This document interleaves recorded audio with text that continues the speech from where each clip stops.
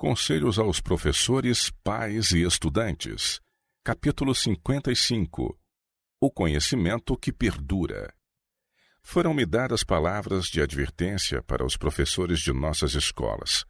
A obra dessas escolas deve apresentar um cunho diverso daquele que apresentam algumas das mais populares instituições de ensino.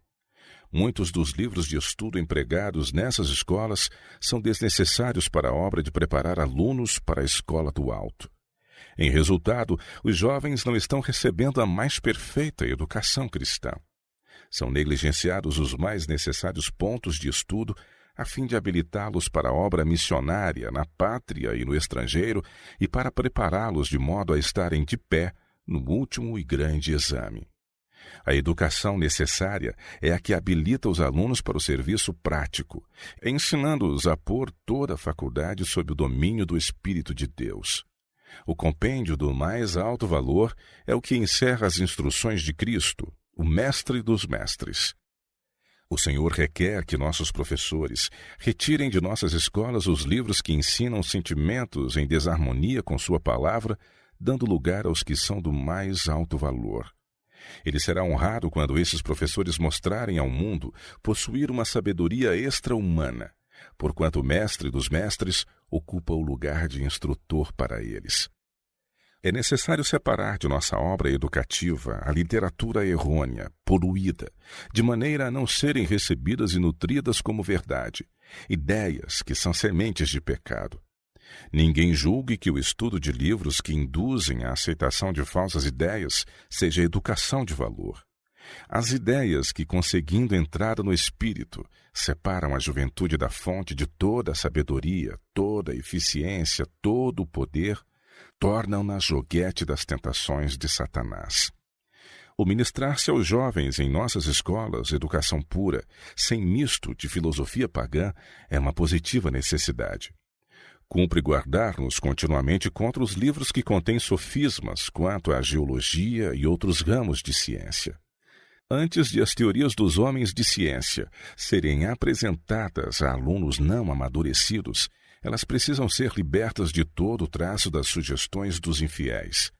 Uma sementinha de infidelidade semeada pelo professor no coração de um estudante poderá brotar e produzir uma colheita de incredulidade. Os sofismas relativos a Deus e à natureza, que estão enchendo o mundo de cepticismo, são inspirados pelo adversário caído. Satanás é um estudante da Bíblia. Ele conhece as verdades essenciais à salvação e estuda como há de desviar a mente dessas verdades. Estejam nossos professores alerta, não sirvam eles de eco às falsidades do inimigo de Deus e do homem. É um erro pôr nas mãos da mocidade livros que os deixam perplexos e confundidos. A razão por vezes dada para esse estudo é que o professor passou por ele e o aluno deve fazer o mesmo. Se, porém, os mestres recebessem luz e sabedoria do divino mestre, considerariam o assunto de modo muito diverso. Calculariam a relativa importância das matérias a serem aprendidas na escola.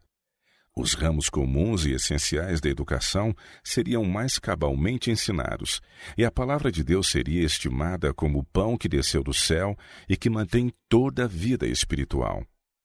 Somos tardios em avaliar quanto necessitamos de compreender os ensinos de Cristo e seus métodos de trabalho. Fossem esses mais bem compreendidos, e muito do que se ensina em nossas escolas seria considerado de nenhum valor. Ver-se-ia que muita coisa agora ensinada não desenvolve a simplicidade da verdadeira piedade na vida dos alunos. A sabedoria finita seria menos apreciada, sendo à palavra de Deus conferido mais honroso lugar.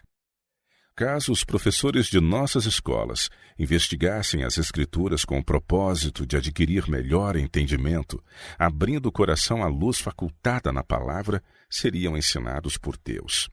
Amariam e observariam a verdade e trabalhariam para introduzir menos das teorias e sentimentos de homens que nunca tiveram ligação com Deus e mais do conhecimento que permanece. Experimentariam profunda fome de alma quanto à sabedoria que vem do alto. Estudar para fins inúteis. Frequentemente os alunos gastam muitos anos em estudo erroneamente orientado e que não tem finalidade útil. A mente é exercitada em pensar em direção errada, é ensinada a aprender aquilo que não só é inteiramente destituído de valor, mas nocivo à saúde física e mental.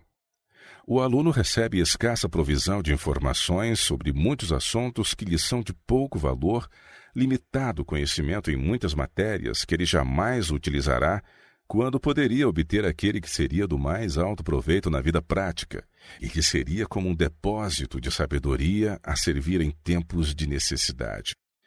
É difícil afastar-se de velhos costumes e estabelecidas ideias, mas poucos são os que avaliam o prejuízo sofrido por muitos em longos cursos de estudo. Muito do que se acumula no cérebro não tem valor nenhum. Todavia, os alunos julgam que esta educação é todo suficiente, e após anos de estudo saem da escola com seu diploma, supondo-se homens e mulheres bem educados e prontos para o serviço. Em muitos casos, este preparo para o serviço não passa de uma farsa. Assim continuará, no entanto, até que os professores recebam a sabedoria do céu mediante a influência do Espírito Santo. Muitos estudantes sobrecarregam por tanto tempo a mente em aprender aquilo que sua razão lhes diz não será jamais utilizado, que as faculdades mentais se enfraquecem e ficam incapazes de um esforço vigoroso e persistente para compreender o que é de vital importância. O dinheiro gasto em sua educação, talvez provido à custa de grande sacrifício por parte dos pais, é quase desperdiçado. E a falta de compreensão do que é de importância leva ao erro no trabalho de sua vida. Que fraude é a educação obtida em ramos literários ou científicos, caso ela seja extorquida ao aluno antes de ele ser considerado digno de entrar naquela existência que corre a par da vida de Deus, sendo ele salvo como pelo fogo. Deus nos concedeu um tempo de prova em que nos preparar para a escola do alto. Por isso, os jovens estão aqui para educar-se, disciplinar-se, exercitar-se. Na escola preliminar da terra, devem eles formar caráter digno da aprovação de Deus. Têm de receber preparo, não nos costumes e divertimentos da sociedade mundana, mas na orientação de Cristo. Preparo que os habilite a ser colaboradores dos seres celestes. Os estudos ministrados aos alunos devem ser de caráter a fazê-los mais bem-sucedidos no serviço de Deus, a habilitá-los a seguir nas pegadas de Cristo e a manter os grandes princípios que ele manteve. Nossa norma deve ser o caráter daquele que é puro, santo e impecável. O conhecimento de Deus é a genuína essência da educação. A educação que venha sobrepujar esse conhecimento, ou despedi-lo da mente, como fez Félix a Paulo, quando este lhe falou da temperança, da justiça e do juízo por vir, não é de Deus. As palavras de Paulo fizeram Félix tremer, mas o governador despediu o apóstolo, dizendo-lhe: "Por agora vai-te, e em tendo oportunidade te chamarei." Atos dos Apóstolos, capítulo 24, verso 25. E hoje em dia há multidões que dizem o mesmo. Seu espírito é atraído para os profundos temas da verdade. Problemas tão elevados como o céu e tão vastos como a eternidade declaram, porém: "Não posso introduzir esses assuntos em meus estudos diários, pois agitariam tanto meu espírito que me incapacitariam para a rotina diária do estudo. Nunca me assenhoreei dos problemas escriturísticos. Não posso fazer agora esse estudo. Vai-te por agora, e em tendo oportunidade te chamarei." Assim é posto à margem o grande compêndio de Deus, pois não é considerado a coisa necessária.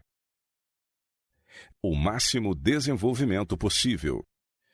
Não desejo que ninguém fique, em resultado de minhas palavras, com a impressão de que deva ser, de qualquer modo, abaixado o padrão educativo em nossas escolas.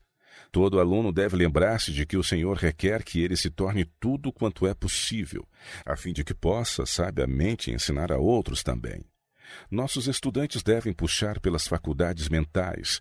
Cada uma delas deve atingir ao máximo do desenvolvimento dentro da medida do possível. Muitos alunos vêm ao colégio com hábitos intelectuais que lhes são um entrave. Um dos mais difíceis de dirigir é o de efetuar trabalho mental rotineiramente, em lugar de pôr em cada estudo refletido e determinado esforço, a fim de dominar as dificuldades e apoderar-se dos princípios que jazem à base do assunto em consideração. A indolência, a apatia, a irregularidade devem ser temidas, da mesma maneira que o prender-se alguém a uma rotina. Mediante a graça de Cristo, está ao alcance dos alunos mudar esse hábito da rotina, e é de seu máximo interesse para sua utilidade futura, que convém dirigir corretamente as faculdades mentais, exercitando-as para servir sob a guia do mais sábio de todos os mestres, aquele cujo poder eles pela fé podem reclamar. Isto lhes dará êxito em seus esforços intelectuais, segundo a palavra de Deus.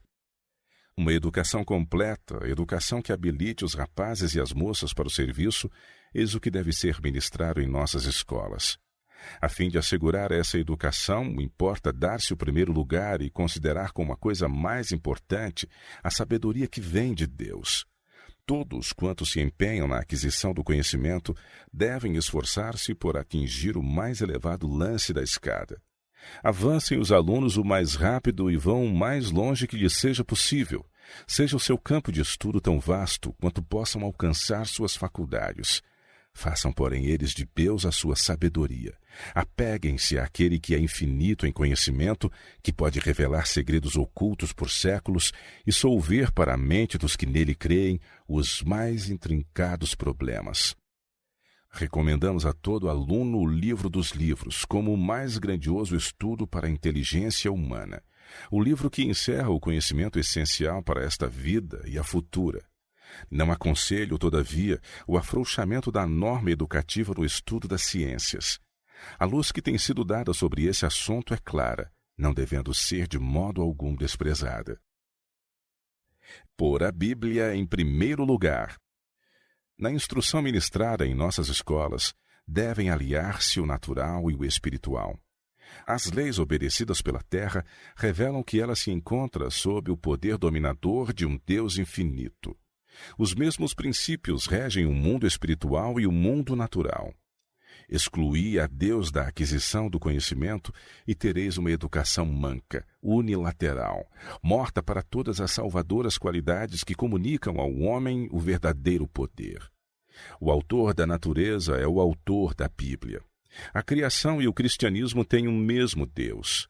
Este se revela em a natureza, bem como se revela em sua palavra. Em límpidos raios fulge a luz da página sagrada, mostrando-nos o Deus vivo, tal como se apresenta nas leis de seu governo, na criação do mundo, nos céus por ele ornamentados. Seu poder deve ser reconhecido como o único meio de redimir o mundo das degradantes superstições tão desonrosas para Deus e o próprio homem. O aluno que em sua vida escolar se familiariza com as verdades da palavra de Deus e sente no próprio coração o seu poder transformador, representará o caráter de Cristo ao mundo por meio de uma vida bem ordenada e piedosa conversação. Deus fará grandes coisas pelos que abrirem o coração à sua palavra, permitindo que ela tome posse do templo da alma. O apartar-se da singeleza da verdadeira piedade por parte dos alunos tem tido o efeito de enfraquecer o caráter e diminuir o vigor mental.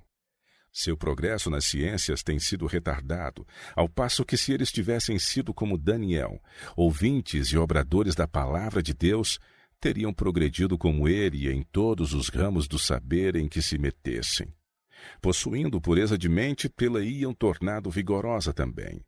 Toda a faculdade intelectual se teria aguçado. Quando a Bíblia se torna guia e conselheiro, exerce enobrecedora influência sobre o espírito. Acima de todos os outros, seu estudo purificará e elevará. Ela ampliará o espírito do estudante sincero, dotando-o de novos impulsos e renovado vigor. Dará maior eficiência às faculdades mediante o pô-las em contato com grandes verdades, de vasto alcance. Caso a mente define e fique ineficiente, é porque é deixada lidar unicamente com assuntos triviais. Seja a Bíblia recebida como o alimento da alma, o melhor e o mais eficaz dos meios de purificar e robustecer o intelecto. Do coração procedem as saídas da vida, e o coração da coletividade, da igreja e da nação é o lar. O bem-estar da sociedade, o êxito da igreja, a prosperidade da nação dependem das influências domésticas.